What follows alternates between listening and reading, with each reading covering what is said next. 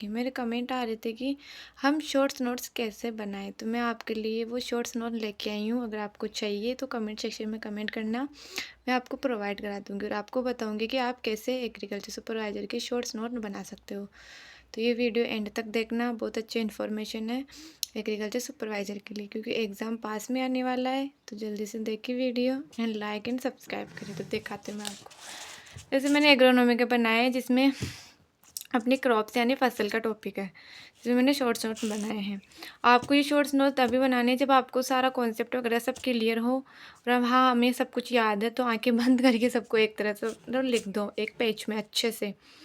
ऐसे भी बना सकते हो, और अगर आपको ऐसे नहीं बनता तो आप आराम से पहले बुक्स वगैरह आपके पास जो भी है उससे आप करो, फिर उससे शॉर्ट्स नोट बनाने का। जैसे अभी आरबीएससी की 11th-12th की बुक है, तो आप उससे भी अच्छे से पहले बना सकते हो देख के। तो आप बिल्कुल शॉर्ट एंड स्वीट नोट्स बना सकते हो, जैसे भी मैंने बनाए। अब जैसे मैंने बेसिक बेसिक क्या है, ये अनाज वाली फसलें हैं, तो मैंने क्या करा, इनको है ना, ये जो इनकी बेसिक बेसिक इन्फॉर्मेशन होती है ना, जैसे इनमें कौन से नोरिन या प्रोटीन पाए जाते हैं, सब प्रथम इनमें से सबसे फर्स्ट हाइब्रिड किस्म कौन सी है, कितने इसमें एनपीके की मात्रा पाई जाती है, उर्वरक प्रबंधन को क्या कहते हैं, सबसे ज़्यादा स्रोत किसका है, इनकी फैमिली वगैरह क्या है, कौन सा अमीनो अम्ल पाया जाता है की कमी होती है, लाइसिन, स्वार्थी विटामिन कौन सी क्रॉप्स में पाया जाता है, और वसा सबसे ज़्यादा कौन सी में पाया जाता है। जो मैंने ओवरऑल सबका होता है ना, मतलब ऑल क्रॉप्स की फर्स्ट हाइब्रिड किस्में कौन सी है, वो मैंने एक ही चार्ट में, मतलब एक ही पेज मेरे पास, इसमें सबने मैंने लिख दी बिल्कुल। तो मेरा पूरा कॉन्सेप्ट यहाँ पे क्लियर हो गया, और सारा ही पेज, सारे जितने भी इम्पोर्टेंट है ना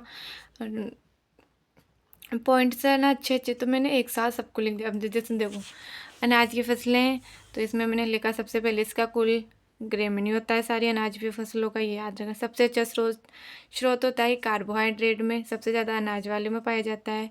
इसमें आपको देखो नर पुष्पों का पहले आना प्रोटोएंट्री कहलाता है, मादा पुष्पों का पहले आना प्रोटोगाइनी कहलाता है। बेसिक बेसिक कुछ सारे मतलब जो इम्पोर्टेंट ना, अब मैंने सारे परागण भी कर लिए। तो शॉर्ट एंड शॉर्ट में देखना जो आपको याद करने हैं। गेहूँ जो धान में एक ही परागण होता है, 100 परागण। याद करने का तरीका देखो आप, जो सबका सबका सेम सेम उन्हों का आप एक साइड अच्छे से लिखो। जैसे गेहूँ जो धान का एक ही है, तो मैंने 100 परागण याद हो गया, 3 का मतलब 3 क्रॉप्स का एक ही कॉन्सेप्ट क्लियर हो गया कि 100 परागण है। फिर जैसे बाजरा मक्का का दोनों का ही सेम ही है अपने पर।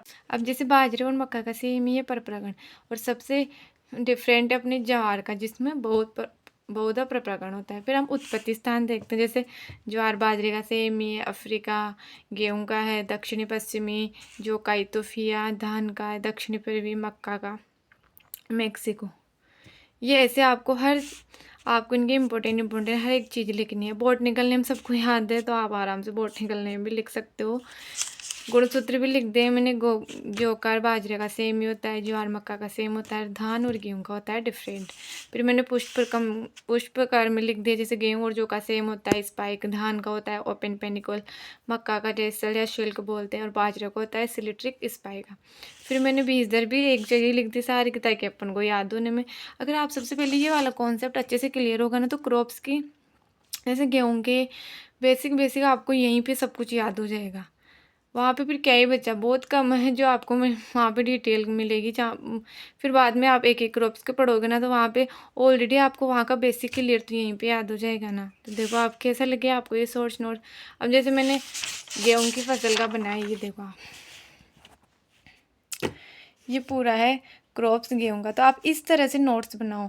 सबसे ज़्यादा आपको एग्रोनॉमी हार्ड लग रही है, तो एग्रोनॉमी के लिए सबसे बेस्ट आप इस तरह के नोट्स बनाओगे ना, तो आपका बहुत अच्छे से सब क्लियर हो जाएगा, और एकदम सबसे याद भी हो जाएगा। अच्छे से ट्रिक है, बहुत अच्छी है। बस शॉर्ट्स अच्छे से बनाना सीखो, और इम्पोर्टेंट टॉपिक्स ज़्यादा फोकस करो।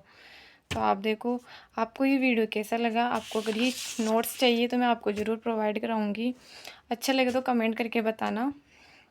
बहुत मेहनत की, वैसे मैंने खुद ही बनाए बिना याद थे जो मेरे को। आप भी आराम से बना सकते हो। तो प्लीज़ ऐसे अगर आपको नोट्स चाहिए तो मैं आपको प्रोवाइड करवा दूँगी जल्दी ही। टेलीग्राम चैनल है मेरा। तो कैसा लगा जल्दी से लाइक एंड सब्सक्राइब कर देना मेरे चैनल को। राधे राधे।